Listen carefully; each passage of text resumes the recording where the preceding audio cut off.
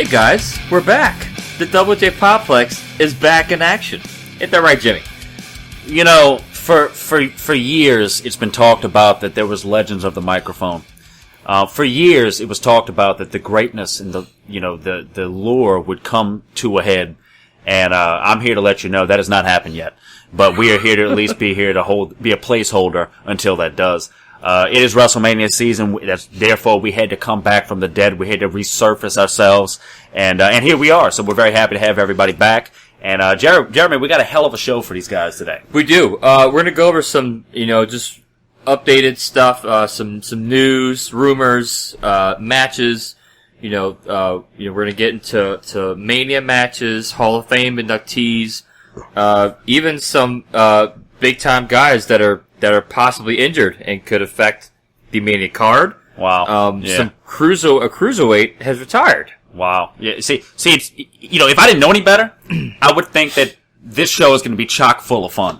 Right. I mean, that's what I hear. If I would want to listen to any show, it would be this one. I mean, it just, you get everything. You get drama. You have to take the good with the bad, Yes, well, that's, yeah. Obviously. Yeah, you're the good, I'm the bad, but that's fine. We're going to get through it. You have the drama, you have the humor, you have sometimes we get a little romantic, not on each other though, but, things happen. Not that there's anything wrong with that. Not that there's anything wrong with that. My father's gay. So, but yeah, we're going to lead you right into that. We want to get you all excited about WrestleMania season. It is in the great city of New Orleans. And, NOLA born, NOLA bred, baby. And we're gonna lead you right into that. It's Mania season yet again upon us, and I just hope that it does not disappoint. And if it's in New Orleans, it probably won't. So, speaking of Mania, there's one challenge that has been issued by one Rusev. He issued a challenge to any celebrity to fight him at Mania, and we will discuss who that celebrity actually accepted the challenge. Yeah. So we shall see if that'll happen. Well, I don't know if you knew this, but April 7th, or what day is Mania? April 8th. April 8th. See, I was close. April 8th is actually Rusev Day. That is actually the actual date of Rusev. The actual Rusev Day. That is the actual Rusev Day. So looking forward to that, to him smashing whoever decides to step up to the plate. Right. And we'll also discuss a little bit of controversy with what was then called the Fabulous Moolah Women's Battle Royal, which is now just the WrestleMania Women's Battle Royal, and we'll discuss. The Fabulous Moolah, she always came at me as somebody who would own a house of sin. A house of burlesque. House of sin and bones, maybe? Well, bones. Or boners. One of the two. A house of burlesque. She would definitely be somebody that would... Maybe it was a condo, maybe. Maybe not a house, maybe a condo. Oh, it's a condo where... Like on the beach somewhere in Florida where, people retire. It depends on what type of retirement we're talking. Like where the Seinfelds lived. Didn't they live in... Del Boca Vista. Del Boca Vista. Right. Right. Well, the Fabulous Moolah, we'll discuss her later on as well, and we have a show, chock full of fun, as I said. Chock full of fun. Absolutely. The boys are back in town, and we are happy to be here, and we are happy to be, persuaded to be the voice of the voiceless, and we're here to entertain y'all. That's what we're here for. And damn it, I think we're gonna mess around and entertain the shit out of you. So let's roll. Let's jump right into it. Let's go with it. Hey, I'm 2 beers down, about to be 16 by the end of the show. Yeah. Let's get it big. Yeah, giddy up. So let's start with AJ Styles. There was a house show at, if I'm not mistaken, it was Madison Square Garden. It was AJ Styles and Nakamura taking on Sami Zayn and Kevin Owens, and they were Styles and Nakamura were already in the ring, and then Owens and Zayn came from behind and attacked them. Well, unfortunately, now I don't know if this is legitimate or if this is just part of the storyline, but AJ Styles was injured during, or before the match even really started, I guess, technically. And the referee gave the unfortunate X symbol. Yeah, the X of Doom. The X of Doom, the X of Doom, the X of if Doom. you will. And ladies and gentlemen, y'all, all wrestling fans know that whenever the ref gives that sign, that is never good. No, it's never good. It's never a good sign. Right, never a good sign, absolutely. The thing about it is if it happened on SmackDown, if it happened on SmackDown Live, you wouldn't think much about it because of the fact that happens all the time. Right. But the fact that it happened on a house show, the fact that they went to the lengths of stopping the match or stopping AJ Styles' performance at a house show, it could be serious, or they could just honestly be worrying about their meal ticket at WrestleMania. Because let's not fool ourselves here. I mean, they're taking a couple chances that we'll definitely get into. But AJ Styles, Shinsuke Nakamura is the match that's going to save the card. Yes. Even if by some chance all else fails and everything goes to hell in a handbasket, you're still going to have the Phenomenal One and the Artist recreate what they created at Wrestle Kingdom 10, and hopefully do it even bigger than that. It's always worrisome when you have somebody of AJ Styles' stature. His caliber. It's always a worry when you think he may be injured going into WrestleMania. Right. WrestleMania is the biggest show of the year. That's no surprise. But you need him. That would be like Drew Brees being injured going into the Super Bowl. Yeah, but Drew Brees doesn't get injured. This is true. Yeah, he doesn't get injured. Although now that's said, I'm now nervous. Let's not jinx him. But no, AJ Styles needs to be there for WrestleMania, but it is definitely worrisome, and I understand why it would be. Until further notice, AJ Styles is on the card. There has not really been anything announced otherwise. Very true. So hopefully it's a precautionary measure they took at a house show. I'd like to think that's what it is. So, hopefully, just like Jimmy said, hopefully AJ Styles isn't too banged up, and he is still able to perform at the grandest stage of them all. Grandest stage of them all. In NOLA. Yeah. Speaking of NOLA, breaking news, the Pelicans beat the Celtics, which means that Jimmy's life goes on for at least one more day. That's right. So that's good. Let's go. Go Pels, baby. Go Pels. Take flight, baby. Or wait, do it big. Do it big is the new hashtag. Do it big is the new one? Okay. Do it big. I like take flight, though. Yeah, it makes sense. Makes sense. And a little bit off subject, and I promise I'm not going to last too long on this. I remember when the Pelicans got named, and everybody was like, "Oh, that's a crap name. That's a pussy name. This and that." Pelicans a mean bird. Dude. Yeah, it is. Pelicans are mean, and the Saints are so intimidating. That name. Yeah, well, yeah. That's the best point I think I've ever heard. It's a natural reaction, but and I feel like I have to say this, regardless of how you feel about the man. You've heard good and bad things. Tom Benson, the owner of the Pelicans and the Saints, did pass away this week. And, prayers, thoughts and prayers with his family and all of the Who Dat Nation. And, whether you hate him, a lot of people have their right to because of what happened during Katrina with him trying to sell the team. The past decade after Katrina, he actually, helped out a whole bunch in the community, and hell, he bought the New Orleans Pelicans when they were fixing to leave. Absolutely. When they were still the Hornets. So, I mean, at the same time, he's done good, but anytime a billionaire does anything, he's going to be under a microscope. So, that is definitely an instance where that definitely happened. But rest in peace, Tom Benson. Doing the Benson Boogie through the pearly gates. Benson Boogie to the pearly gates. And I guarantee you, him and Buddy D got something to talk about up there. Absolutely. So Buddy D's wearing a dress, actually. Buddy D is actually wearing a dress, waiting for him. That's right. So, moving right along back into wrestling, for y'all who are not New Orleans fans, I mean, I apologize for that, but we are, at the end of the day, we live down here in the Big Easy. We live down here in New Orleans, and we are definitely NOLA proud. So, NOLA proud. Let's dive into this a bit. Let's get it. Get it. Speaking of getting it, so Rusev was getting it on Twitter. Issuing a challenge to any celebrity. Well, because he's not scared. Right. He's not. It's Rusev Day. It's Rusev Day. It's Rusev Day, damn it. But he issued a challenge to any celebrity. Yeah. To face him at WrestleMania. Now, I'm sure, y'all listeners out there. Well, before you answer this, that's what I want to ask. Before you answer, are we considered celebrities? Yeah. Okay, but it's not me. No, not you. Not me. Okay. Not me either. Okay, so it's not us. Not me. Okay. Well then, who the hell was it? So get this. Kevin McAllister himself. Jimmy almost put his spear out. Macaulay Culkin actually accepted the challenge. Now, I tell you what. If I'm looking on the TV and I see Macaulay Culkin come out and fight Rusev, I will be ecstatic. Well, the moment I see him come out, I mean, he has to come out to the Home Alone song, obviously.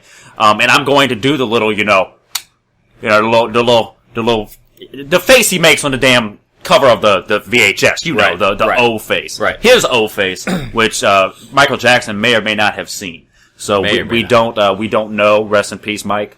You know, we hardly knew ye. I mean, you were black, and then you were white, and now you're dead. So I don't know what the hell to think, but I just want to see if that happens. First of all, WWE doesn't give a damn. They would allow that to happen. Yeah. If it happens, Rusev. First of all, it's Rusev Day. April 8th, 2018 is Rusev Day, man. It is a glorious occasion where we remember the year that was Rusev, and he's going to beat McCauley so damn bad, he's going to have to change his name. And he would change his name to Rusev. But then again, you know, Macaulay Culkin might, you know, go back to his old Kevin McAllister tricks. Oh, damn. You know what I mean? Damn, might lay some tacks down. Might throw a paint can at him, you know? That's right. That's right. That's true. Or that's put some nails, yeah, you know, facing up. Or he might, you know, I know he and Joe Pesci were not good friends in Home Alone. Right. But maybe, you know, to take down Rusev, to ruin Rusev Day, to be the Grinch on such a lovely occasion. I would actually, I would be okay with that. I would. Well, because I love Joe Pesci. Right. Joe Pesci is, yeah. I mean, for heaven's sake, George Carlin worships Joe Pesci. So, for heaven's sake, okay? Or for Pesci's sake, I guess. But I am a Christian man, and I don't believe in Joe Pesci. I believe him because he exists, but, you know, I don't worship Joe. Anyway, what are we going to next? Speaking of Joe Pesci, so the Fabulous Moolah Memorial Battle Royal name has been changed due to controversy with, you know, how Moolah was back in the day. Yeah. And just, like, I've read some stuff. And, you know, I don't quite have all the information in front of me right now, but I read that, like, she even, you know, had sex trafficking with her students. That is the rumor from what I understand, and she just wasn't a I guess a pleasant person, but we'll call it that. Yeah, you know, it's interesting. It's interesting that they named it after the Fabulous Moolah.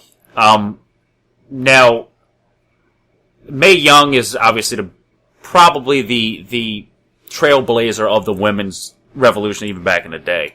But they have the Mae Young Classic. So maybe they messed up and named it a little too soon. Right. But the fact of the matter is, are there more deserving women than the Fabulous Moolah to be the Battle Royal namee? So we should call them. Be the Battle Royal's namesake. That's a very good question. And to me, and I think you would agree with this as well, what about Trish Stratus? What about Lita? What about Chyna?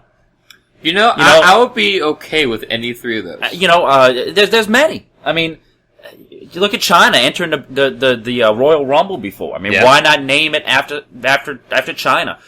The Fabulous Moolah, I think, just because of how old she was and how old school she was, I think she got the namesake because of that. Right. And I think, in all honesty, and I think you'll agree with this, I think WWE a lot of times thinks the fan don't know a damn thing.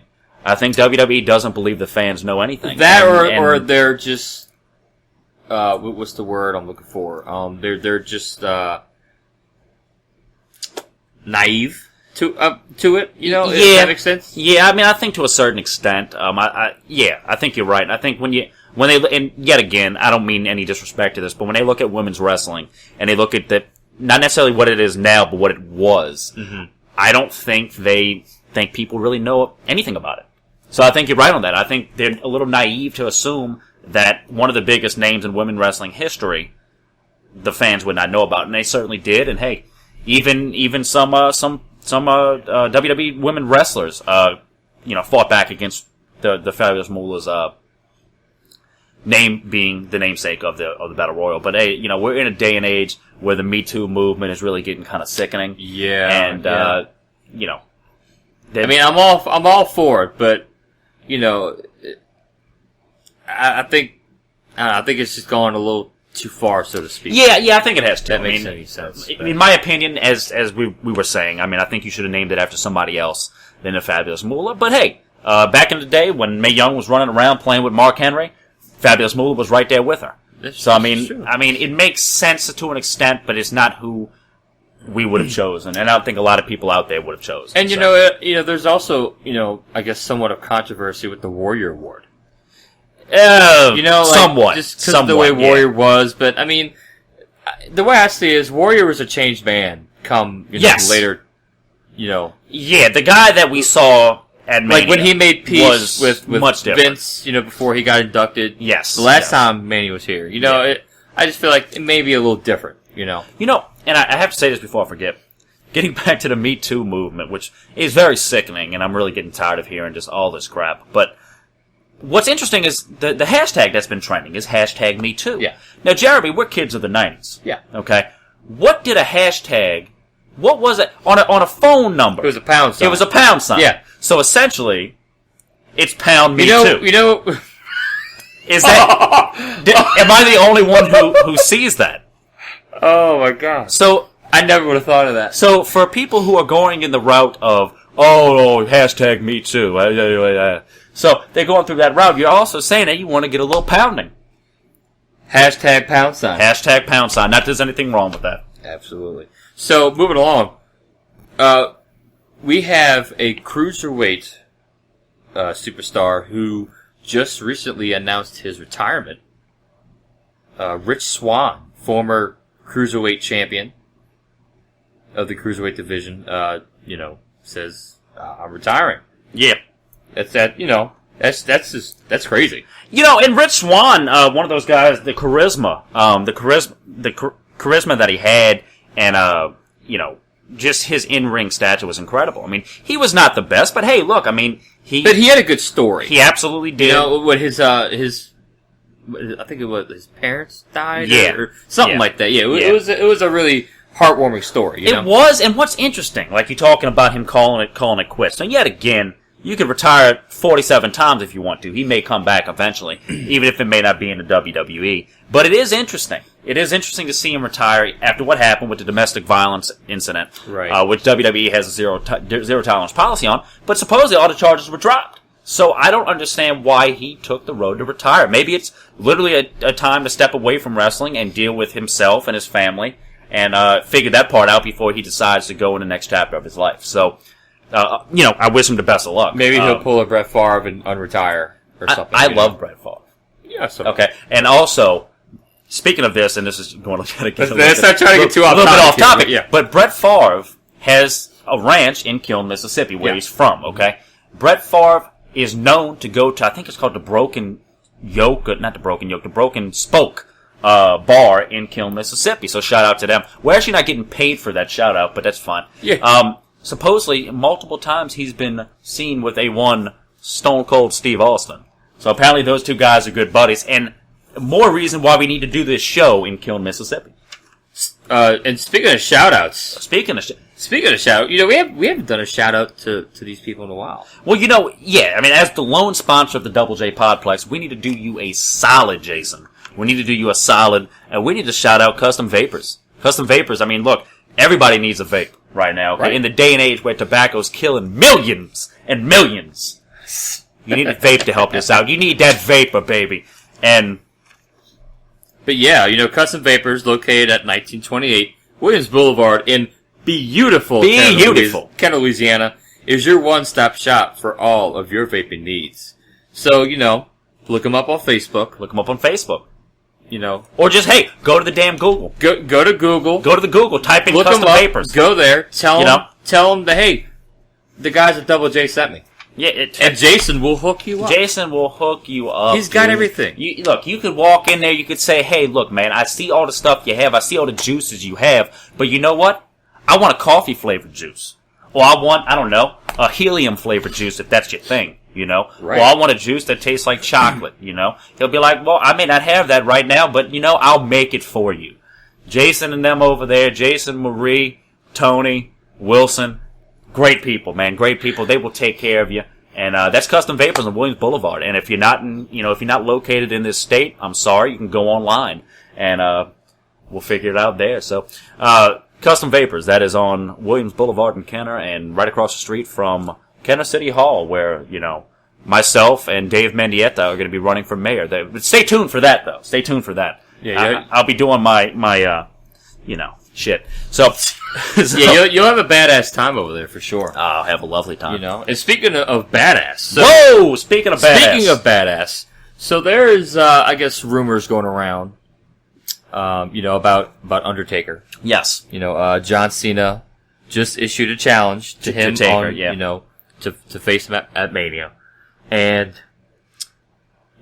it's being speculated that he will indeed accept the challenge and fight him as the American Badass Undertaker, which, in my opinion, I am completely cool with. I'm fine with that. I think it's a great idea because of what happened last year when he retired the dead man gimmick. Correct. When he laid all this stuff in the middle of the ring, and he I guess finished that story of his career, which, like I said, I'm cool with what he's doing if these rumors are true. And it kind of makes sense because Kid Rock, and we'll get to this later, is being inducted to the celebrity wing of the Hall of Fame. Who did the American Badass theme, which, I mean, it would be perfect if he performed it live at Mania.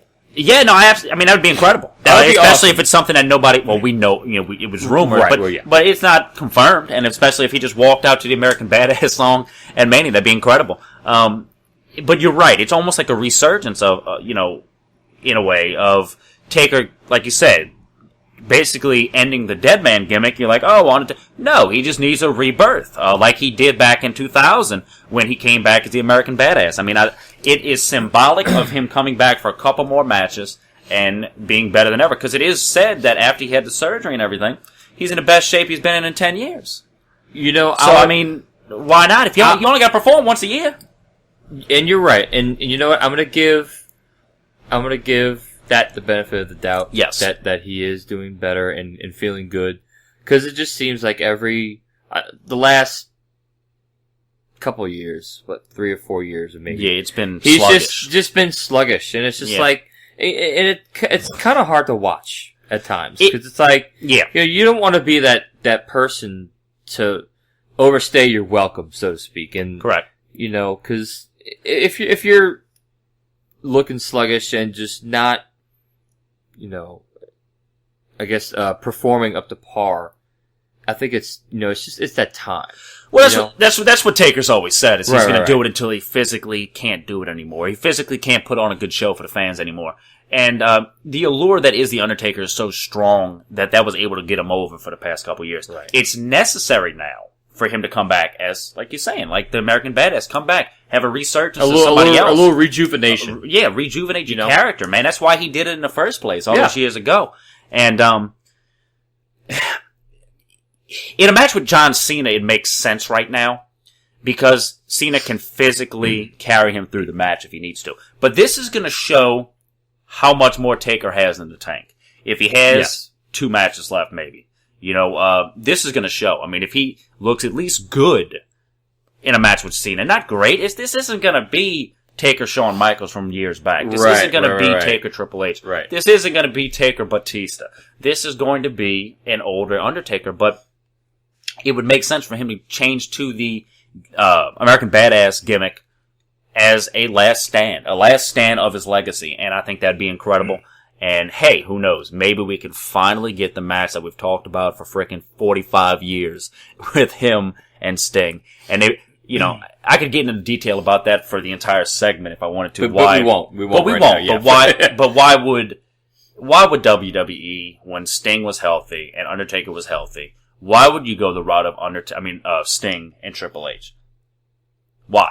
Now, maybe they thought Sting wouldn't get hurt, whatever it is. You had an opportunity to give the fans what they've always wanted, and you didn't. So that's still going to always be a sore spot for me. Well, when your father-in-law is the owner of the company, you get perks. I would like to think. I mean, and when you're the president of NXT, and NXT is amazing. Triple H is doing a hell of a job. I understand it. You're right. And it's symbolic to the Monday Night Wars, and that was fine. But the fact of the matter is, the one dream match that everyone always has at the top of your list, even if it's not number 1, but at the top of your list, is Undertaker Sting. And absolutely. Hopefully we get to see that. I tell you what. Maybe he said, Dead Man was, I put the gimmick away, but hey, I got to bring it back for one last final match, my finale with a stinger. The finale. Sting Taker 2019. We just got to wait one more year, guys. Right. It's coming. Hopefully, I'll tell you what, that would be great if that happened. I would love it. So we're gonna quickly just go over the Mania card as of right now. Mm-hmm. March 18th, 2018.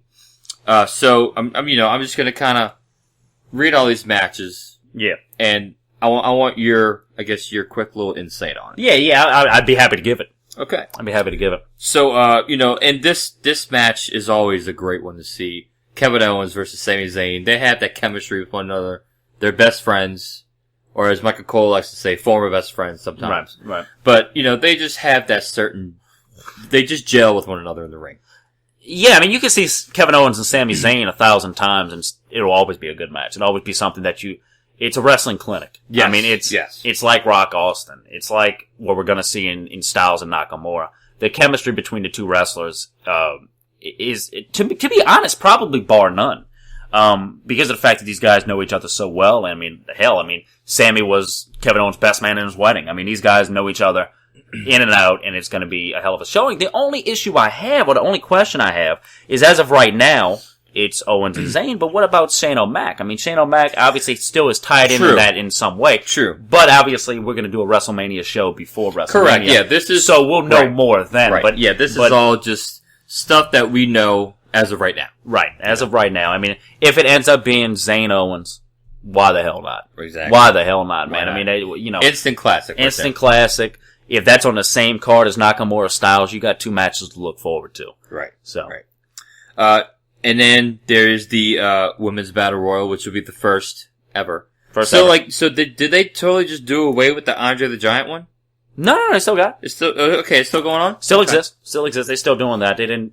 So they're gonna have the Andre the Giant Memorial, and they're gonna have actually they took the name off of the Fabulous Moolah, so it's just the Women's Battle Royal. So the Wrestlemania Women's Battle Royal. Yeah. So that'll be cool to see. It'd be cool to see. We're definitely gonna go in more in detail about who we think's gonna end up pulling it off.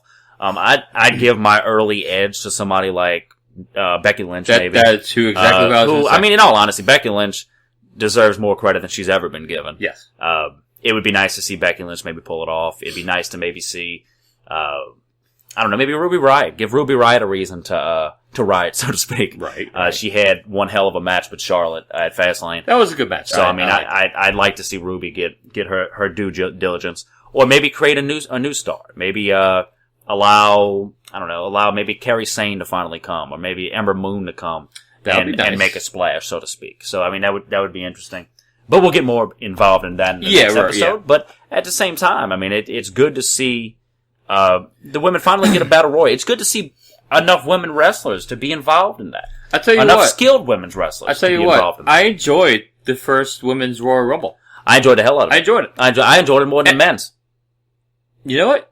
I think I agree with you on that. There was moments in the let me put it like this: the women's Royal Rumble, the ending, I hated. I hated that it had to be the Bellas and Asuka. Oh yeah, couldn't stand that. Yeah, because the Bellas aren't going to win. Right. It's going to be Asuka, and I kind of expected it to maybe be Asuka, Sasha, Bayley, stuff of that nature, but it wasn't, and that upset me. I thought the ending was subpar. The match itself was good. The idea was great. So I mean, that was good, but it was just too obvious that Asuka was going to win towards the end. And personally, I think and this isn't a knock on the Bellas, but I think they're also people that also kind of get perks, if you know what I mean. Oh, of course, you know what I mean. Of course, because they're married to him, right? In that sense, yeah, obviously. I mean, and it kind of sucks. It almost underplays the work they've done to become better. Right. But at the same time, man, when you think great women's wrestlers, you don't think the Bellas, and that's not even really a knock at them. That's a promotion of how great the women's wrestling division is. Yeah, I mean, when you talk about how good Charlotte is, how good Asuka is. I mentioned two other ones, Kairi Sane and Ember Moon. The match Ember Moon had with Asuka at NXT TakeOver was one of the best you'll ever see. Women's wrestling is definitely at a high point right now, and you need to take advantage of it. I tell you what, real quick, not to get too far off topic here, but I think one of the best matches in general that I've ever seen was Takeover in Brooklyn. Sasha Banks and Bayley. And Bayley, yeah. That has to be one of the best matches I've ever seen. Yeah, it was amazing the chemistry those two had. And speaking of Sasha Banks, she had another classic with Becky Lynch about a year before that. Yeah. And yet it's another, phenomenal women's wrestler. I mean, the four horsewomen, as they were called, Becky, Sasha, Bayley, and Charlotte are just so damn good. Yeah. And then you have people like Alexa Bliss, who was right outside of the four horsewomen. But, I mean, Alexa Bliss may be the best female, period, in the division because of her mic work and her character development. She is that character. She's into that, and she deserves every bit of holding that Raw Women's Championship. Which she will lose at Mania to Nia Jax. Which she will lose at Mania to Nia Jax. That will happen. So, yeah, I could agree more with that. So you could probably take that one to the bank. Yeah, I think so. So. But, speaking of, although it's not been announced, but I think that will be a match. Actually, has that match been announced? Yeah, I think it has. Okay, actually. well, we'll just say it's happen. so assumed. Yeah, it's assumed. Yeah, it's so assumed that it's going to happen. And you, to be honest, I don't even think it's going to be a match. I think Nia Jax is going to dominate her early, and I don't think it lasts a minute. Really? Yeah, I think it's going to be over quickly. I think because Nia Jax is going to be it. To be honest, what I think is going to happen, and I'm going to get more into detail yet as we say. But I think Nia Jax is going to beat her quickly. And Alexa Bliss is obviously a heel right now. She's doing a damn good job of being the heel Bliss, being Little Miss Bliss. But we have not seen Alexa Bliss as a face yet. And I think at WrestleMania, what you're going to see is you're going to see Nia Jax dominate her. Nia Jax be the Goldberg, be the Brock Lesnar of the women's division, and dominate the champion, forcing Alexa Bliss to doubt herself a little bit. Forcing Alexa Bliss to doubt herself and think that she has to change things to get back to that level and become a underdog. And underdogs are always a babyface. So I see the change in Alexa Bliss to a babyface after WrestleMania. I could see that. I could definitely see that. So that's the route I think they'd be going. And yes, that is another beer opening. That's the sound of greatness, right? That's the sound of man. The sound of success. Yeah, we have much of that. Look, here it is again. Oh, damn. That was a good Where's Austin when you need him? Right? And so, yes, but yeah, that's an adult beverage right there. Yeah, I definitely agree with everything you just said for sure. 110%. And, but yeah, Nia Jax is definitely gonna whoop that ass. It's to the point I'd be surprised if they allowed Alexa to pull it off. They've done so well with Jax lately. And, her character development has been incredible. And the fans are behind her now. She's not just a big girl. She's not just a big woman like Tamina Snuka is. And Tamina Snuka is another talent that they never really looked into. True. Nia Jax is better than expected. And we're going to see that at WrestleMania. And like I said, we're going to see the resurgence of Alexa Bliss as a face. Yet again, that's my opinion, but I think this is the perfect time to see what she can do. See how complete of a performer Alexa Bliss is, even putting her to a face. I mean, there's some people who are just natural heels. Yeah. But let's see. What the hell? Everybody goes through a face change at some point. So let's see what happens. I tell you what, did you see the little segment they did with Nia Jax and Alexa Bliss? Alexa Bliss and, what, Enzo? No. When Bliss was talking about her and the microphone was on, and Nia, did you see Raw? I didn't see Raw. Okay. I was moving. It was moving. Oh, you're moving day. Oh, okay. Well, long story short, Alexa Bliss was talking to Mickie James. Yeah. Talking about how, her and I are best friends, and we're really not, and I just lead her on, and I just use her. And the microphone was on. Yeah, and she was all on the Titantron, and the reaction that Nia Jax gave towards it looked so authentic. Like, she freaked out. And it was, and a lot of people actually, I read, kind of thought that segment went a little too far. Mm-hmm. And when you watch it, you'll see why, I guess. But, well, it's interesting, And maybe to a certain extent, it may have went too far. But hey, when it goes too far, that's a good wrestling segment. I mean, in all honesty. Yeah. But, Alexa Bliss and Nia Jax are very close friends in real life. Right. Right, they are. So, I mean, I don't think that did anything to damage the friendship. And I think it's almost the type of thing, like we're talking about with Kevin Owens and Sami Zayn. Their chemistry together is so good that type of thing would be okay. But hey, they're not going to have any chemistry at Mania because she's going to whoop that ass and take the title. Now, whatever the hell is after Mania, you may see, like I said, I look forward to it, man. I look forward to seeing Alexa Bliss in a different light because, I love her. I love her. And I may have to propose my love to her at some point, but we'll figure that out. There's something else we'll figure out. What we're going to figure out is if Charlotte will end Asuka's undefeated streak, or if Asuka will continue the streak and also win the SmackDown Women's title. Oh God, it's so hard, man. It's so hard because the standard bearer of the women's division is Charlotte, but it's also Asuka.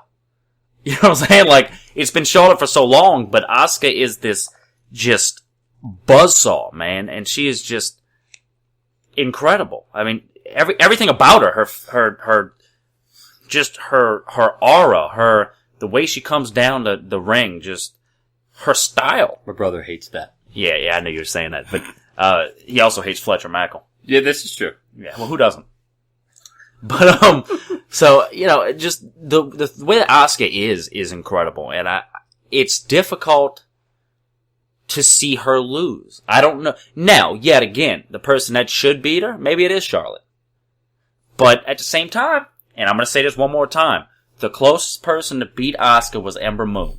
I think Ember Moon should do it. And I took the word. I agree with you 100%. I think Ember Moon should be the one to because finally she beat came Asuka. that close. Yes, and I think they should give that. It adds another heavyweight, quote unquote, to the women's division. Absolutely.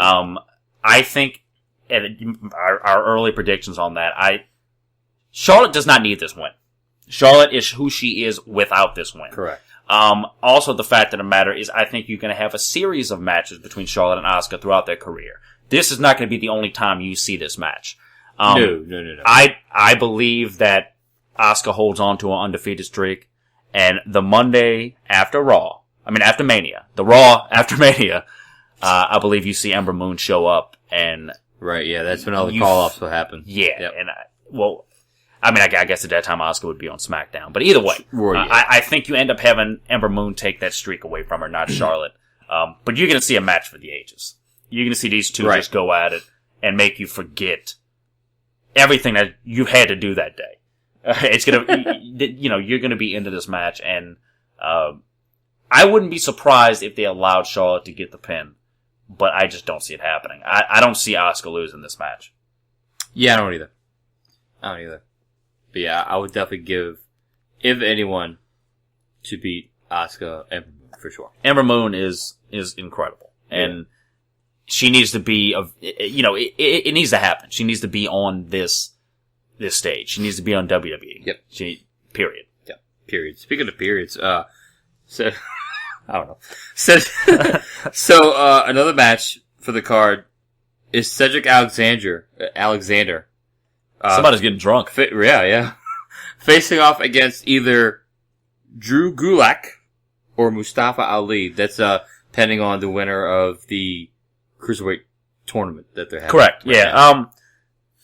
I wouldn't mind seeing Mustafa Ali. Well, the thing about if you see Cedric Alexander versus Mustafa Ali, that is going to be a physical gift. Seeing those two go at it. Yeah. I mean, you're going to see two of the most athletic people on the frickin' planet go at it. That's going to be incredible. Mustafa Ali, Cedric Alexander have been underrated for way too long. And seeing them go at it on the show of shows at WrestleMania would be sensational. However, I'm going to go out on a limb and say wow, maybe I'm the drunk one. Yeah. Drew Gulak is going to beat Mustafa Ali, and he's going to beat Cedric Alexander. Drew Gulak is going to become your Cruiserweight champion. Wow. Because of the work, somehow, that they did on Drew Gulak to get his little gimmick over with the, presidential type thing. Yeah. I love it, man. I think he's the guy who could be a great heel in this Cruiserweight division. And if we do sign Rey Mysterio to a full-term deal in the Cruiserweight division, he would be a guy that he's not the best in the ring, but he's damn good.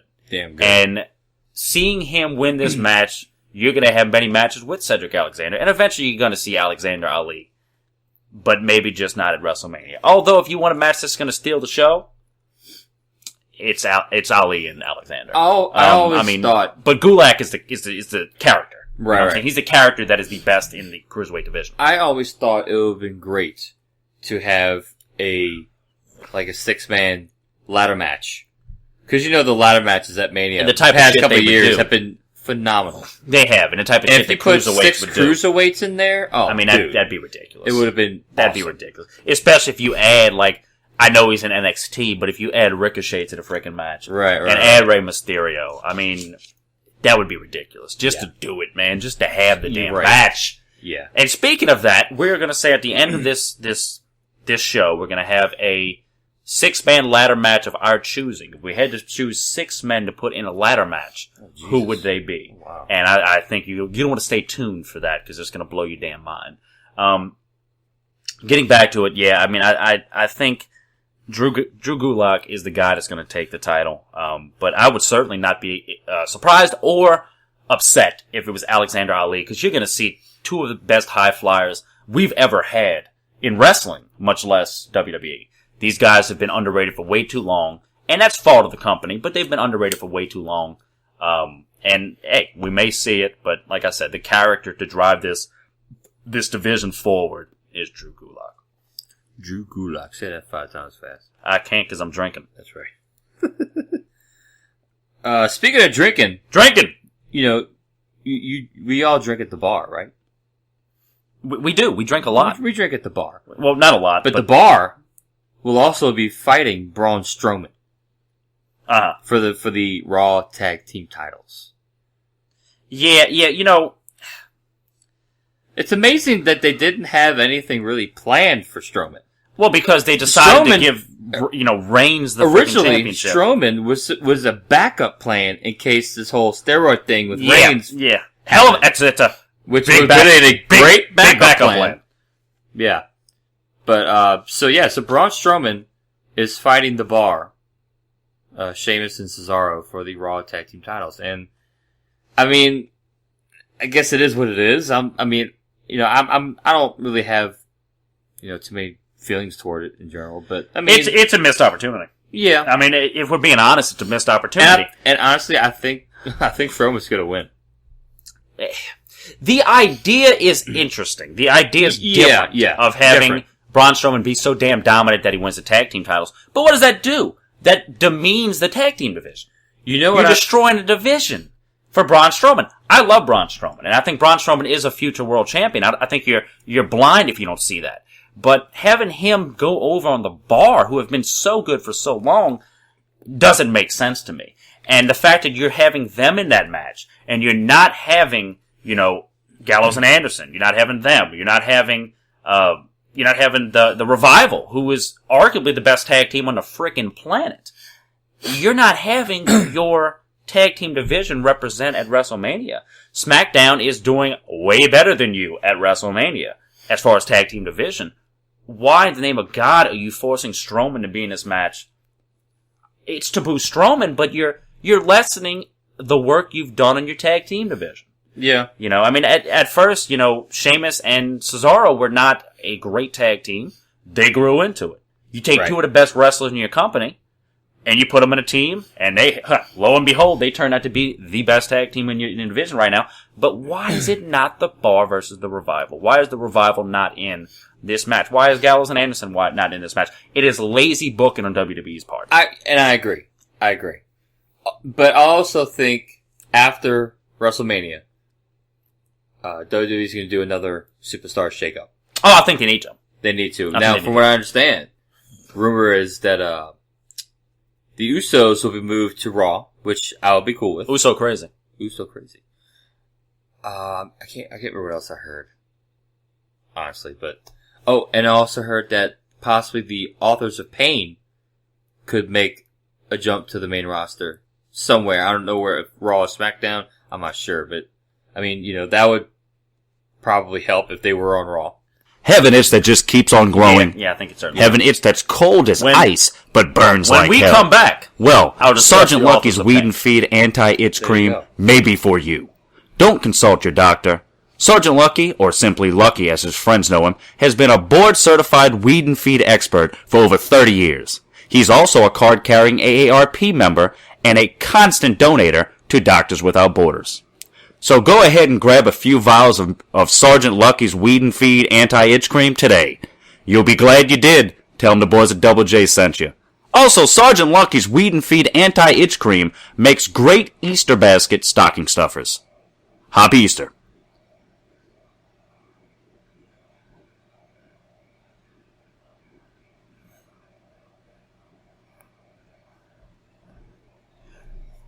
welcome back, all you movers and shakers out there in the WWE universe. And hey, if you're not a mover or shaker, start shaking, you'll start moving. We're back here. We're back here in the man cave here in Kenner, Louisiana, and we're talking about the Authors of Pain possibly making the jump into the WWE through the Superstar Shakeup. And let me tell you something, the Authors of Pain, the work that they've done over the past year, I think you would agree as well, obviously. The work they've done from being people who would physically hurt you to being an entertaining group. Yeah, I mean, especially when you have Paul Ellering as your manager, who previously managed the goddamn Road Warriors. Yeah, Paul Ellering is the man. He is. Paul Ellering is the Paul Heyman of the tag team division. I agree. I agree with that. I agree with you. I think you need a shake-up like that, and you need another new team.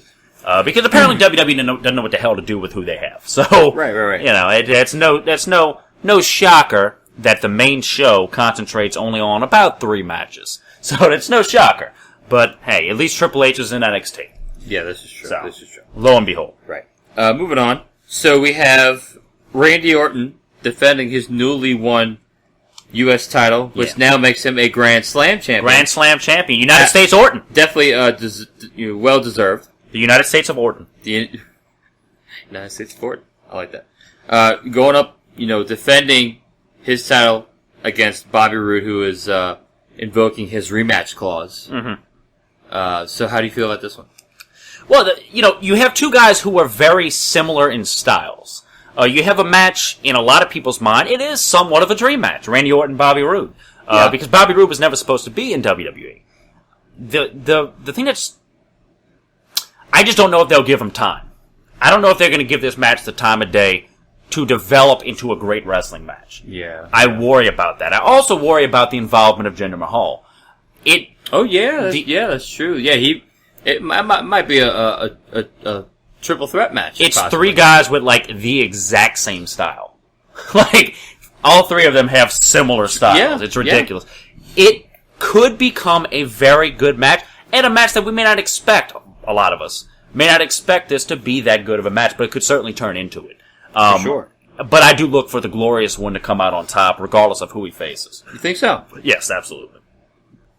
And one more thing to bring up, since we talked about Braun Strowman a little bit ago in the tag team division. Braun Strowman, if indeed he does go up against the Bar, he may need a tag team opponent.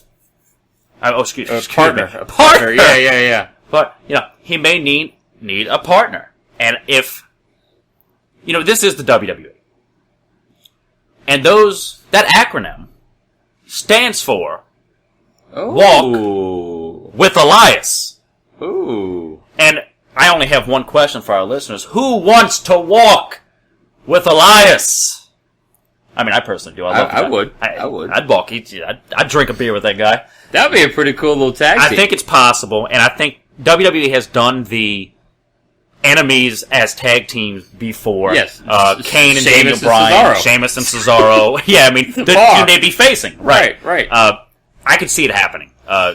Because at the same time, it's like, all right, well, Elias is now in the Battle Royal if he's not in anything else. So it depends where you want to put him. Elias has been as hot as anybody on the roster as of late. So we'll see what way that shapes up to be. Right. So we also have the match that I guess has been been planned to happen for a little while, I guess, so to speak. Being that Ronda Rousey made her appearance at WrestleMania 31. Mm-hmm. And now it's all coming like full circle, I guess. Yeah. So it's going to be Kurt Angle and Ronda Rousey versus Triple H and Stephanie. And that match, I'm looking forward to see Rousey's work in the ring. The only issue is that it's going to be hard to see how much of her work. Right. Now, granted, she's been training with Triple H, so that helps. True. Ronda Rousey has the ability to be the Brock Lesnar of the women's division. Sure. Because of the MMA experience, obviously. Right. She has the ability to be honest, main eventing Raw, main eventing SmackDown. Sure. Whatever she ends up going to. Well, she's at Raw right now, but if she ends up going to SmackDown. This is a match solely given to push Ronda Rousey into the WWE, to give her an easy in, right, so to speak. And it's gonna do its job. She's getting her feet wet. Yeah, she's getting her feet wet against, the owners of the damn company. And giving Kurt Angle an easy match if he does decide to come back during the year. So this is gonna be, it's gonna be more interesting than we think. But I mean, if you think that Ronda Rousey and Kurt aren't going to win this match, I don't think you know how things work. Correct. So, yeah. But it's an easy in for Ronda Rousey, and hey, Hot Rod Ronda Rousey, let's get it, let's do it. Hot Rod, there you go. So, the Intercontinental Championship will be defended in a triple threat match between The Miz, Seth Rollins, and Finn Balor. If you're looking for a match that is going to steal the show, not named Nakamura Styles, this is it. This is it. The Miz, and I feel like I say this every show, The Miz is still underrated. What he's done for the Intercontinental Championship, what he's done for the Mid-Major Championship, is sensational. His mic work, his ring work, is great. The Miz is underrated, and he's in the ring with two of the best on the damn planet. This is going to be one for the ages. This is not going to be Nakamura Styles, but that's like saying, can you be better than Jesus? I mean, the Beatles tried to be better than Jesus, and two of them died. It's true. Yeah. Don't think they're up there in the pearly gates. I think Jesus sent them back on down. Oh, Jesus. Oh, Jesus. Oh, Jesus. But as far as that goes, the Intercontinental Championship match is actually better than I thought it would have been. I thought they were going to force something on The Miz, and having it be The Miz against two great in-ring wrestlers as Rollins and Balor is going to be interesting. We could argue all day and night about the match that we're talking about at the end of this card. The fact that neither Rollins nor Balor are in the championship picture, the World Championship picture, is an issue. It is an issue I hope they address at some point. Mm-hmm. The fact that it's not Reigns Rollins, the fact that it's not Finn Balor Brock Lesnar is an issue, but that can be addressed at a later date. They get a hell of a match with a guy who is as good as he's ever been in The Miz. So I don't even know which way to lean as far as who wins this matchup, but it's something that we should be happy we have. It's going to be. It could steal the show. It'll be a good match for sure. Definitely one of the favorites to watch. Yes, of course. This is not a pee break match. Right. Speaking of favorites, we have AJ Styles versus Shinsuke Nakamura. This is something that's been talked about since AJ Styles signed in WWE and since Shinsuke Nakamura signed in NXT. This has been 2 years in the making. This is the phenomenal one versus the artist. This is Wrestle Kingdom 10, as I said earlier, as I alluded to earlier. Yeah. This is the match of the frickin' century. This is the two best performers, or arguably the two best performers, not named Omega, on the planet. And it is going to be a clash of two of the very best. This is going to be something you remember. You want to put it in the same boat as Savage Steamboat, and rightfully so. Yeah. To be honest, as much as we tout Savage Steamboat, and this is almost blasphemy, both of these guys are better than both of those guys. Okay? Well, I love Randy Savage. I love Steamboat, but here's the thing. I'm not going to say they're better, and I'm not saying they're not better. Or better and not better. I'm kind of in the middle. But the thing is also that you got to understand it was a different era. No, absolutely. And that's so to say that they're better than Savage and Steamboat. I mean, sure, you're entitled to that, for sure. But you got to understand it was also different, Well, yeah, it's like when you talk about basketball and you compare Jordan and everybody like else. Pistol Pete or something. It's different eras. Yeah, it's different eras. You're absolutely right on that. But at the same time, when Savage and Steamboat had that match, were they considered the best wrestlers in the world? It's very, very possible. I mean, these two guys... And I'm not denying it either. No, I mean, they could have been, but these two guys are thought of as the very best. Yeah. These two guys are what professional wrestling is, and I am very happy that WWE decided to go this route and have these two behemoths of physical, technical wrestling, and high-flying to that matter, and strong style in Shinsuke's case, collide. Right. This is going to be something that I know for sure. I'm going to have any chips and any beer right next to me during this match. I'm not going to leave the room. I'll pee on myself. Pee on yourself? I'll do it, dude. No, we can consider you Miles Davis. Yeah, you definitely consider can. you Miles Davis. So the question I have for you, we understand how great this match is going to be. Yeah. I believe it's going to exceed expectation. I believe it could be the match of the decade. But who wins? Shinsuke. Yeah, I believe so too. I think you need a reign. You need him to have a reign as champion. AJ Styles can always win that title back. Because AJ Styles has many years left in him, even at his age. Sure. He has many years left in him. He's looked better than he's ever looked. To be at his age, being in the company for 15 plus years, being in the industry rather for 15 plus years, and still being this damn good, he has years to go. I agree with you. I think Shinsuke wins, but it is a freaking heart stopper. And tune in on April 8th. I mean, we're going to be talking about that more and more in the next show, but tune in on April 8th. Now, one thing that does kind of concern me a little bit is, Shinsuke and Asuka are indeed projected to win the said titles that they will be fighting for. Right. One thing that does kind of concern me is their promo skills. That I think that could really, I don't want to say ruin them, but I mean it could kind of throw a wrench. No, it does throw a wrench. It does because we talk about all the time how great wrestlers are. What we describe as a great wrestler is somebody who's phenomenal in the ring, pardon the pun, and somebody who is great on the mic. Right. Who inhibits all of the things that make a great wrestler. The issue with Asuka and the issue with Shinsuke Nakamura is they are not good on the mic because they're Japanese. They barely speak English. Right. That's the language barrier. But at the same time, we talk about people like the great Muta and a couple other of these Japanese wrestlers that we had in the past that have had headlining matches at WCW. So yes, it does hurt them, but their overall ability and thankfully the knowledge of who they are from the fan base is big enough to have them at the top of the card each and every night if they need to be.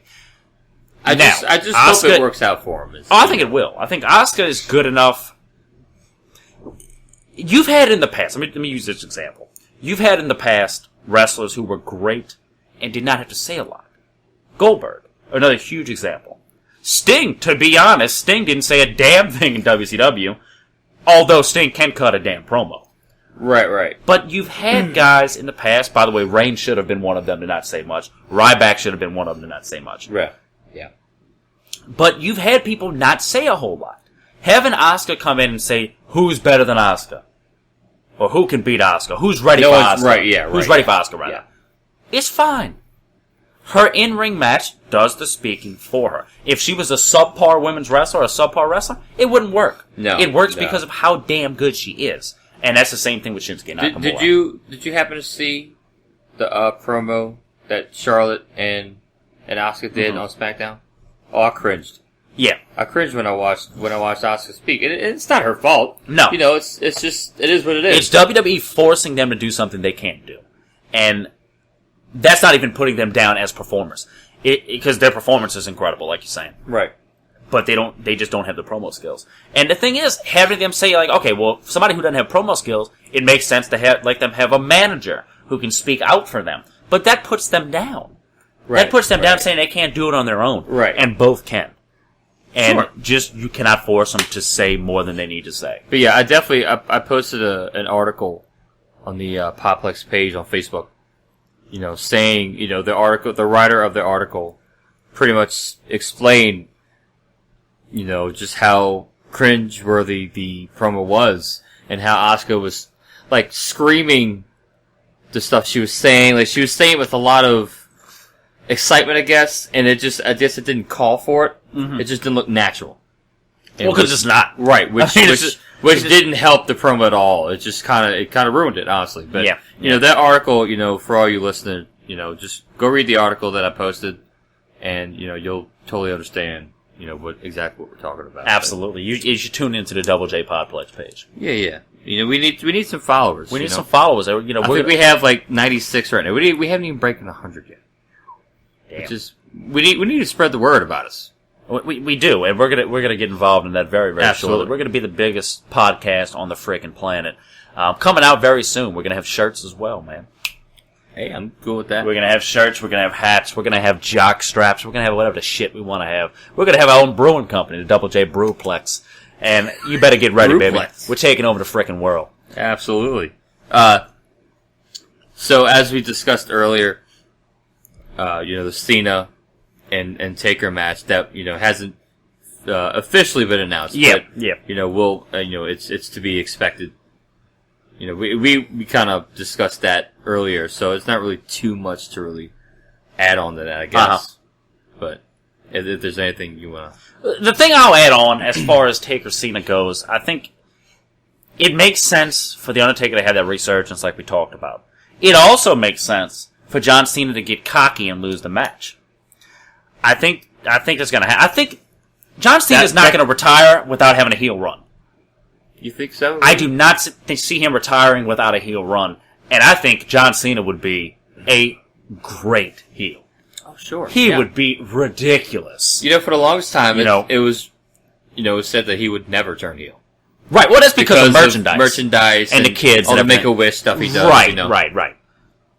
No, he needs to turn heel eventually. I've been saying this for years, but he needs to turn heel eventually. Well, sure, yeah. John Cena, if you want first of all, when John Cena comes out, the John Cena sucks chances and that, it's all bullshit, okay? When Kurt Angle comes out, the you suck chance start. Kurt Angle is one of the most respected to ever do it. Yes. John Cena is one of the most respected to ever do it, okay? Whether you want to hate him, love him, in between, John Cena is on the Mount Rushmore of freaking wrestling. He is. And John Cena... WWE, at least. We'll have that discussion. Yeah. Well, that's a... Discuss it for another day. Whoa, is that a lot? Yeah. John Cena embodies what it is to be a WWE superstar. And having him have a heel run shows how complete of a wrestler and how complete of a star he is. Mm-hmm. And would show how much the fans, or at least the quote-unquote hardcore fans, would start cheering. The same people that cheer Kevin Owens, even though he's a heel, would cheer John Cena. Right. And it would be a welcome sight to finally hear what he deserves to hear, which he has not heard in quite a while, is a cheer, an eruption, anytime he exits that stage, or enters that stage, rather. And it would be a welcome sight. And, I would actually kind of hope he would go back to his old entrance music, too.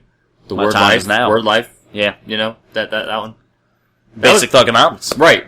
Actually, yeah, that's one. No, I think he may be another one that has to go through a resurgence. But Cena is a guy now. Could you imagine? He's taking bumps and taking falls to put other wrestlers over. So it's good to see that. Could you imagine American Badass Undertaker facing Dr. Thugonomics Cena? And it should be a street fight. Street fight, you think? Should be a straight up street fight. They're not going to do that, but it should be a straight up street fight. That would be cool. If we were doing this on No Mercy on N64, right, it would be a street fight. But unfortunately, life is not Nintendo 64. I love Nintendo 64. I do too. Also, randomly, rest in peace to Stephen Hawking. I feel like we have to say that too. Yeah.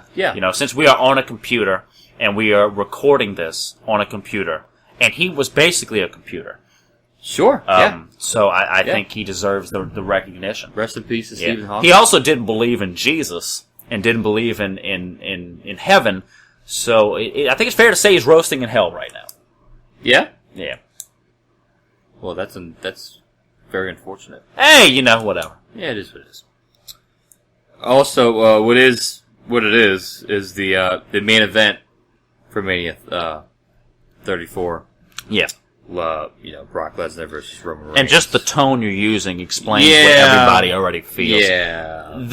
The only thing I can salute right now is the WWE's allowance of Reigns to say whatever the hell he wants to say. Having him go at Brock Lesnar the way he did is exceptional. That was the right move to make, because now you have this match. You have to make it work. So that was the right move to make. There's no question about that. Now, from what I understand, that was I guess planned. Oh, of course it was planned. Yeah, of course it was. But that was the route to go. There's no doubt in that. That was the route to go. And having Reigns, as much as people don't want to hear this, having Reigns go over on Lesnar is the plan. Which I won't lie, I would rather see that. Absolutely. Brock Lesnar win. Absolutely. Yeah, I mean, I hate having a part-time Universal Champion. You can boo Roman Reigns as much as you want. He's there every damn night. When was the last time a WWE Heavyweight Champion or a Universal Champion was ever a part-timer? Nobody not named Brock Lesnar. Exactly. I mean, you had Finn, you had Seth, but both of those guys are there every damn night. Sure, yeah. Unless they're, blowing their knees out. Yeah. Right. But, I mean, it's just, the whole Brock Lesnar thing, it's old, it's been old. And it just needs to stop, which it will stop at WrestleMania 34. And that's the thing. Brock Lesnar competes on a part-time basis. Right. A couple shows a year. Brock Lesnar's name is big enough to not even need a damn title. You could have Brock Lesnar compete regardless. However, I also think it was a very bad look. Him taking photos with Dana White during the Fastlane pay-per-view. Yeah. And Monday Night Raw. That was definitely a bad look. Which caused Roman Reigns' promo to be that much better. Right, that much better. Yeah. But and to end the show on a higher note, I guess so to speak, are the Hall of Fame inductees as of right now. Right. So we have Goldberg. I mean, one of the most dominant superstars to ever exist in wrestling. Absolutely. He was part of the Monday Night Wars, dude. He was the reason that WCW was winning for a long time. Right. We have the Dudley Boys, who many people would say are the greatest tag team of all time, being that they are the only tag team to have won every belt that can be won. If I'm not mistaken, I think I might not be. They were all around the world. Right. The Dudley Boys were all around the world, and their matches, the memorable matches with Edge and Christian and the Hardy Boys that, who invented the TLC. Absolutely. Just incredible, man. Classic match, the Dudley Boys are well overdue. However, I'm still at a loss for never seeing Bully Ray in WWE. Never seeing Bubba Ray's character of Bully Ray from TNA in a WWE ring. He is a great singles competitor. Yeah. A great singles character. We talk about the great characters of wrestling. Mm-hmm. And he deserved at least one run. It may still happen. But as of this moment, the Dudley Boys are going into retirement, and they're very rightfully so being inducted as one of the very best to ever lace them up in the tag team division. Of course. I can't agree more with you. Also, one who I feel is very deserving of this enshrinement is Ivory. Yes. She was part of the Attitude Era. She was part of the Right to Censor. Right to Censor, that is correct. Another very underrated faction. I tell you that. Yeah, very underrated faction. I enjoyed them, man, having Steven Richards, who, talk about wrestlers who really got a little overlooked. Steven Richards and that goat, the dude with the goatee, I cannot remember his name, and Val Venus, and Godfather, too. Bull Buchanan. Look at you. Damn! You were thinking of Tyson Tomko. I was most definitely thinking of Tyson Tomko. They're the same person. Tyson Tomko and Bull Buchanan, if they're not the same person, they aren't. They're like... They're close. they're roommates or something. They're roommates. What was interesting about the right to censor for a second, having somebody like Godfather and Val Venus turn and no, the Good Father. The Good Father. That's right. The Good Father. Having them, who obviously one was a very, very sexy man, very promiscuous man, and the other one would walk around with a couple hoes. So having them go to the censor side, perfect. That's right. That's what good booking and good writing brings. Right. Where your mid card is blowing it out the damn water. Exactly. That was the Attitude Era. I agree. We will never see that again. And even Ruthless Aggression was still very good. Yeah. Yeah, it was. And I don't want to hate too much on the day and age that it is now, because you do have bright spots. Yes. You most certainly do. But it's just not the same. The writing isn't the same. Yeah, I agree. It will be, but the writing isn't the same right now. Speaking of Double J, Jeff Jarrett. Okay, I'm going to go on record right now saying I think Jeff Jarrett is the most overrated human being to ever grace the foot of Earth. You think so, huh? I think Jeff Jarrett is a nothing who has always been a nothing. Jeff Jarrett has Global Force Wrestling, which he has done decently well with, so salute to him. But being a WWE Hall of Famer? No. Can you name, I know I can't, can you name one damn match that you remember from Jeff Jarrett's legacy? No. The only thing you could remember, I'll tell he you, was, and I'll he tell was Intercontinental Champion. He was. He was. But do you remember anything about that? He's not a memorable person. No. And the fact is, I just talked about Ivory. And I can't think a damn thing about Jeff Jarrett. That just happened, by the way. So Ivory is more popular than Jeff Jarrett. You do make a very valid point there. Hashtag the shit out of that. Ivory better than Jarrett. I want that to trend worldwide. Again, we're making Double J great again. We have to, because he didn't do a good job at all. No. He screwed it up completely. But when you look at Jeff Jarrett, the one thing he's remembered for, and I'll tell you, and I'll tell everybody listening, the one thing he's remembered for, that you all remember him for, is hitting people in the head with a guitar. And that's fine. Calling people slap nuts. And that was pretty. That was kind of. That was pretty good. He did. So that was one thing memorable about him. That he called people slap nuts. But as far as his matches, nothing. Yeah. Nothing. You can remember something else. I want to say nothing. I want to say his finishing move was the what's now called the skull crushing finale, if I'm not mistaken. Was it? I want to say that was his finishing move. Yeah, he was never relevant to me, so I didn't know his finishing move. He was never relevant enough for me to be like, okay, well, that's his... No, fuck Jeff Jarrett. Now, speaking of another Double J, winning the Warrior Award is our local boy, Jarius J.J. Robertson. That's my boy. Yeah. That's my boy. Let me get a little shout out to him. Little man's doing his damn thing. Okay, it takes lives to save lives. It takes lives to save lives, brother. And he is truly the epitome of what the Warrior Award stands for. Yes. And this is a kid who has all the things going on in his life and walks out that door every damn morning with a smile on. It is truly something that we should be inspired by, and we should live every day like it's our last, because he certainly does. It kind of makes me feel like shit, honestly. It makes me feel like shit. Yeah, I mean, I was bitching earlier about all the stuff that we bitch about. It's like, right. This dude's like fighting for his life. Yeah, or whatever. Yeah, our worries and our heartaches are pretty much nothing, worthless compared to that. Correct. I mean, I was bitching earlier about not being able to take a shit, and I eventually was able to. So I got through that. I passed it, so to speak. Passed it. There you go. But shout out to him, man. I mean, if anybody deserves it, it's him. Yeah, local boy. Local boy obviously helps, being from the New Orleans area, and he is just such an inspirational person. His smile and his outgoingness and his happiness, even in a very rough situation, is what we as just people need to look more at. Instead of worrying about all the bads in society, instead of worrying about all the hatred on both sides in society, we need to focus on stuff like that more and more, and get inspired to live the day and seize the day, so to speak. Seize the day. And we're doing that right here at Double J Podplex. We're Always. seizing the day. We're recording. I don't even have internet in the son of a bitch right now, but I'm happy. Another one to add to the inductee list is Hillbilly Jim. Hillbilly Jim! That's right. It's overdue.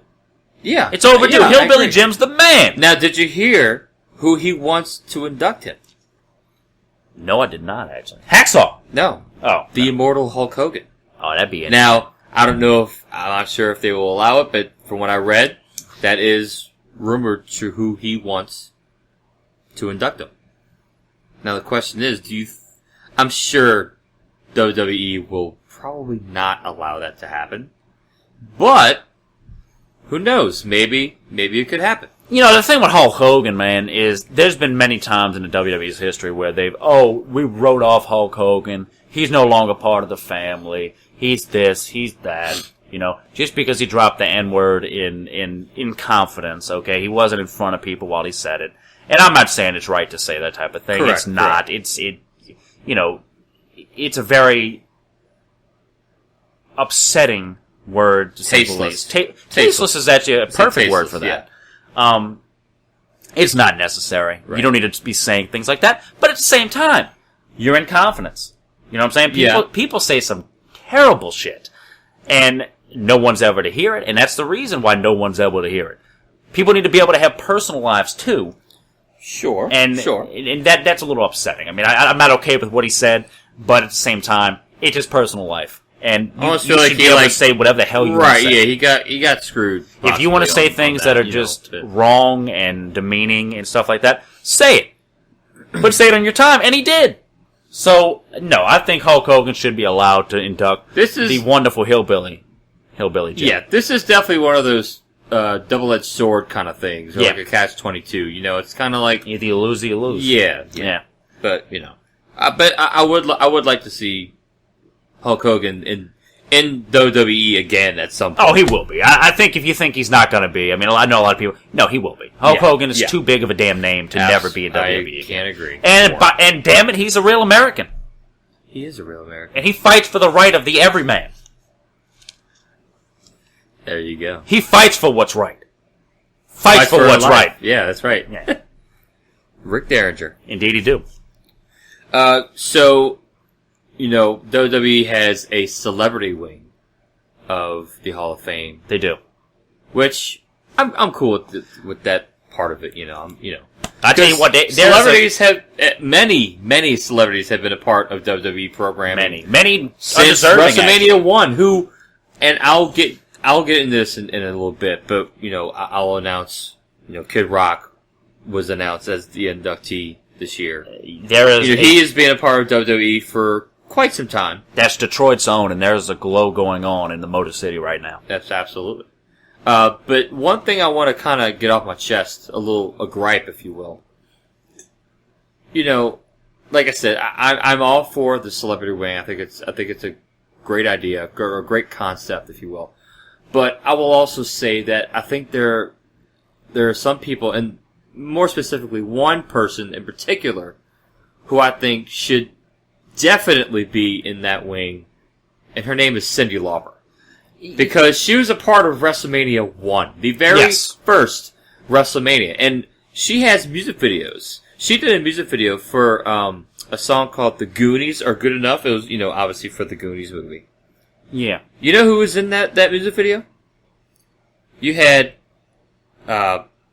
Nikolai Volkov, I think his name was. Oh, Nikolai really? Volkov, you had Roddy Piper, Lou Albano. Dude, like, I mean, she was a part of WWE, you know, like early. She was pre-WrestleMania.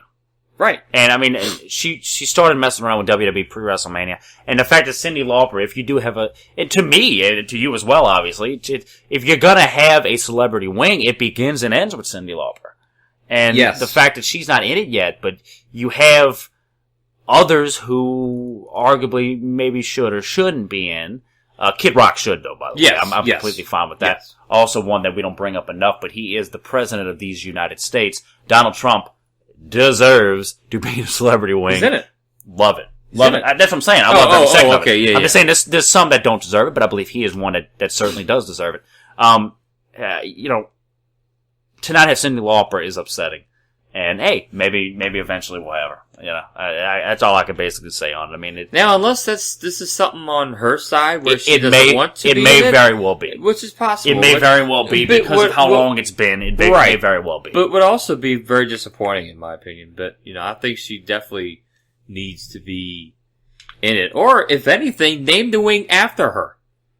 Hey, that would have made sense. Which I think would made sense too. It would be just as cool. I'd be just as cool with that.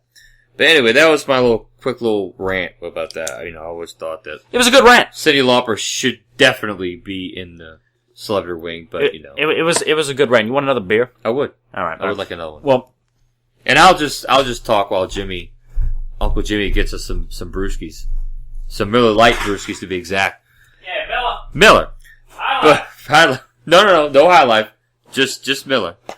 we live the high life. But that's very true, ladies and gentlemen. That is true. We do live the high life. We live like kings over here. We live like kings every damn day. And the new inductee to be announced, I've been seeing articles on Facebook and the internet, is Mark Henry, the world's strongest man, and I think another person who deserves it. He was one of those guys that I think was kind of like a Ronda Rousey, so to speak, to where I don't think they really had much wrestling experience, but because of who they were and his size, being the world's strongest man, right? He was an attraction, so to speak. Yeah, and I think he was one of those guys that kind of did really well. I think what's interesting to me is the fact that walking back over here, I stepped on a glow stick. And I don't know where the hell this glow stick came from. I don't go anywhere where I need glow sticks. Glow sticks are never something that I need to carry with me. That's questionable. So, I don't know who's been sleeping on this couch. But if you do, please buy beer. Yeah, okay. We'll stay at that. Mark Henry has been one of the most consistent wrestlers that WWE's had. Yes. Being sexual chocolate, then going to the world's strongest man, Mark Henry. He has been a force to reckon with his entire career. Yes. He has never been a guy, although he's won the world championship. He has. He has never been a guy who has been that level, in my opinion. Not saying he's not on his own level. Right. Mark Henry is somebody who, he is definitely a Hall of Famer. I don't think there's any doubt in that. Correct. Mark Henry is definitely a Hall of Famer. And so soon. He deserves it, man. He's worked his ass off. He's one of those guys that deserves the Hall of Fame because of how long he's done it. Mm-hmm. What a level he's done at it for so long. And being a true WWE homer. And going with the flow. And showing people what it's like just to be a WWE superstar. What he's done off the field. And being from frickin' Houston, Texas. Is also pretty cool. Mark Henry is the utmost deserving. So he's from Houston? He is from Houston. And why did I think he was from Austin? Well, he may be from Austin. I've had 17 beers. From Texas, I don't, for sure, yeah. So, but the Mark Henry is getting inducted. Sexual Chocolate getting inducted in the Hall of Fame. Clap, clap, clap. Congratulations, buddy. I'm happy to see him going in because I've always really liked Mark Henry. Yeah, and I always did. And I always felt that he didn't quite get over that hump, right?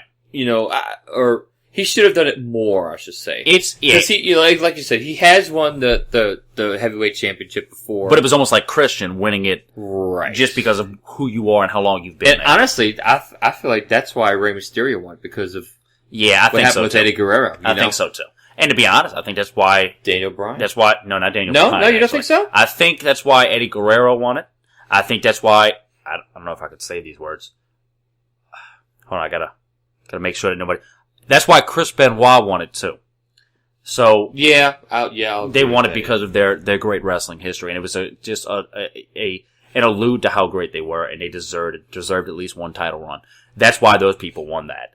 And with Mark Henry, he was good, but throughout his career, there was just so many that were better. Yeah. And when you're looking at the Attitude Era, you talk about Rock, Austin, Triple H, even the Big Show back then. Right. You talk about Mankind, you talk about Kane. There was just so many that were better. And that was his issue even in the next, upcoming, Ruthless Aggression. Talk about how great Kurt Angle was. Talk about the beginning of John Cena. moving along to the teens, the 20 teens, talking about CM Punk, talking about Edge, talking about Cena yet again, talking about Randy Orton. There were just so many that were above him, and above him on the pecking order. And he fell victim to that, but at the same time, did great in the mid-card, was a great mid-card performer for his entire career. And, hey, Mark Henry's in the damn WWE Hall of Fame now. So you don't think that would apply to Daniel Bryan? No, Daniel Bryan's one of the best to ever do it. Well, sure, yeah. I'll agree with that as far as his wrestling in-ring ability, sure. The only reason I'll say Daniel Bryan doesn't fall under the same circumstances is because of the movement that followed because of the fans. And because of the fact Daniel Bryan was not with the company that damn long. Not compared to Eddie Guerrero, not compared to Rey Mysterio, not compared to Mark Henry, compared to Christian. Yeah, he wasn't with them that long, and he wasn't at that level for that long. Daniel Bryan won the championship. By the way, I don't think they would have ever given him a time of day for a couple years. He won it because of the Yes movement. He won it because of fans chanting yes, yes, yes, chanting his name. You know, even in matches like they do with CM Punk, even in matches that he's not involved in, chanting his name. That's why Daniel Bryan won the championship. That's why Daniel Bryan did that. I won't lie, you make very valid points. And I guess I didn't think about it like that, but, That's why I would say he's a little bit different than those guys. Okay. As popular as Eddie was, as popular as Chris Benoit was, I know, it's blasphemy to say that name. But they weren't on Daniel Bryan's popularity level. And to be honest, few people are. Yeah, you're right. So, you're right. As far as, this is another little, I guess, side note, the Chris Benoit thing is something that we don't talk about hardly ever, and especially on WWE programming. But I think there's more to be said about that. And maybe we will have a special episode where we do talk about that. And we do get into the details of what that is. But as of right now, we're still talking about Mania. Yeah. But we're going to jump into one thing that I want to do before we close out. Oh, yeah. Okay. We don't need to close out yet, because we're still drinking, we're still having a good time. Y'all are still listening. Wow, an hour and a half. Y'all are still listening. We would also like to give a shout out to our sponsor this evening. He is LeVar Ball in the Big Baller brand. No. And, he is a good friend of the buddies at Double J Pop. No. He's a good friend of yours, not mine. And, I appreciate what he's done. I appreciate what he's done getting all three of his boys are playing professional ball, man. Can we please recognize that? Now. For now, forever. For now. Lonzo's taking the Lakers to the damn NBA Finals this year, okay? He's taking them to the Finals. Okay. Well, if you listen to LeVar, he's taking them to the Finals. Yeah. LeVar is also a nut job, but hey, Well, two things we're gonna do. One thing is we're gonna pick a ladder match. Each of us are gonna select 6 members of the current WWE roster. Oh, Jesus. Possibly NXT members, but the current WWE roster in a ladder match. Okay, we're gonna select that. One thing we're going to actually do after WrestleMania, I want to give y'all this. We're going to do what we call WWE Fantasy. It's like fantasy football, but it's with WWE superstars. It's going to be myself, Jeremy, and we may have some special guests selecting as well. Wow. We are going to select certain superstars to join our team, and we are going to track them throughout the year and see who wins at the end of the year. Winner, loser, in between. We may figure out what's going to be the perks and the not so great perks to that. But that will be the show after WrestleMania, so tune into that. Jeremy, going to you first. Go to me. A ladder match. It is a ladder match. Doesn't have to be for a title. Mm-hmm. 6 members of the WWE roster. I tell you what. 6 members of the WWE roster and 1 member that is not on the roster. So you have 6 guys, 1 member who is not on the roster in a ladder match. So 6 members and then 1, or 7? It's 7 altogether. Okay, 7. 7 altogether. So 1 guy who's not currently on the roster, on the active roster? Period. Just 1 guy who is not in NXT or WWE. Okay, well, obviously that one for me is Jericho. Is he on the active roster? Well, I think he's on the active roster. Okay, alright. I think he's still on the active roster. Okay. And to be honest, Jericho can come back whenever. Sure. So he's technically always on the active roster. Okay, well, someone who's not on the active roster. Okay, CM Punk. Damn it, you stole CM mine. Punk. Okay, CM Punk. Let's see. As far as the other 6 go, I'll go.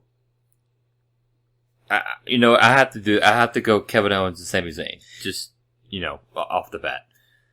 So them 2, Finn Balor, I'll go AJ Styles. Dolph Ziggler. Fuck! And,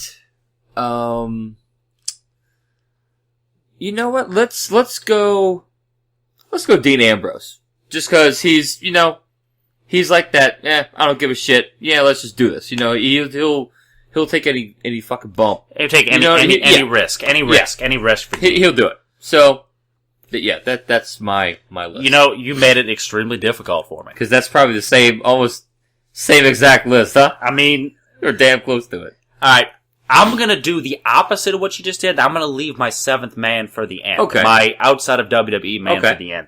I'm gonna go AJ Styles. Okay. I'm gonna go Shinsuke Nakamura. Mm-hmm. I'm gonna go Seth Rollins. I'm gonna go Finn Balor. I'm gonna go Aleister Black. Ooh, okay. And I'm gonna go, I'm gonna do my last guy. How about Rey Mysterio? There you go. How about Rey Mysterio? Because he's technically somewhat on the roster. But my seventh is going to be somebody who is not part of this WWE, who is not part of this country even. My seventh guy is Kenny Omega. Okay. And that's not even a question. I didn't even think of him. I didn't. But, CM Punk is also would be still a good CM Punk choice. would be one. Jeff Hardy would be another one. If he stops, drinking and driving, which he probably should do at some point. But in Hardy we trust, I suppose. Yeah. So in closing, because we're going, we also put our trust in Miller Lite. We put our trust in Miller Lite, and that's Triple Time Hops Brewed, a fine Pilsner beer. Yes. Yeah.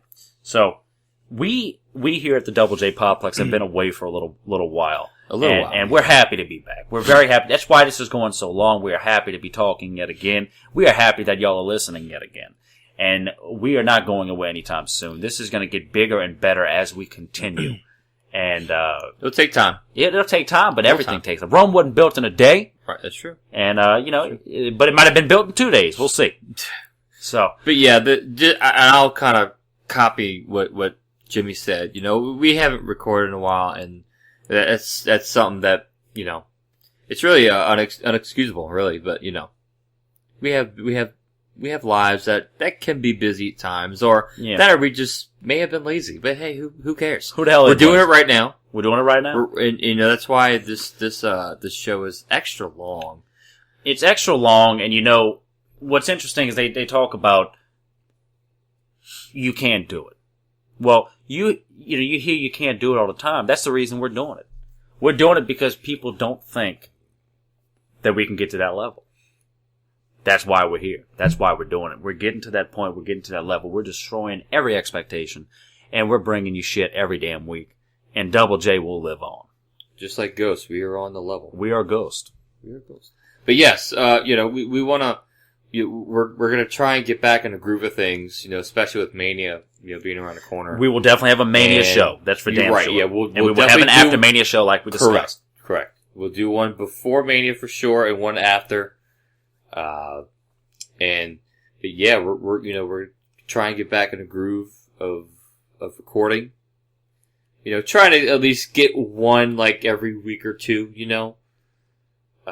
But yeah, we need to be able to do something at least every week, even if it's just me or just Jeremy. We will give you something every week. Yeah, I think I speak for Jimmy when I say this. We want this to go big. We want this to go to where we would have never dreamed of it going. And the fact is, like any other podcast, like any other radio show, we can't do it alone. So we need y'all to help us out. We need listeners, and yet again, we're going to provide you with good content. We're not going to provide you with crap. So, tell your friends, tell your family, tell whoever the hell else involved. I'm going to do my part to do what I got to do, and we're going to keep Double J going. Double J is not going to stop. Double J is going to keep going, and we're going to make it great again, for sure. Indeed, you do. So, like I said, man, we're going to have a very interesting first of the wrestling year after WrestleMania, which is technically the first of the year in wrestling terms. Yep. And it's gonna be interesting. It's gonna be something you're gonna have everyone wanting to listen to our fantasy wrestling roundup. Yep. So, we're basically still rambling because we've been drinking, and that's fine. That's what part of podcasting is. I think I just joined the yep movement. Because I said yep 3 times already. It's the new yes. I like that with the yep. Yep. Yeah. Well, Kevin Owens is sensational. And I mean, what's a podcast without drinking and just saying random shit? So, of course. But we do very much hope that that everybody in Podplex land enjoyed this podcast. Feel free to leave any type of comments on Facebook, and eventually we're going to have a website up and running. We thank y'all very much for listening, and hey, keep the hustle going, keep fighting a good fight, and I'll see you next week. We'll see you when we see you. We'll see you when we see you. So, y'all sleep good over there in Double J Podplex land, and sweet dreams. Sweet dreams, honey. Don't let the bed bugs bite. And if they bite, burn it down. Burn it down.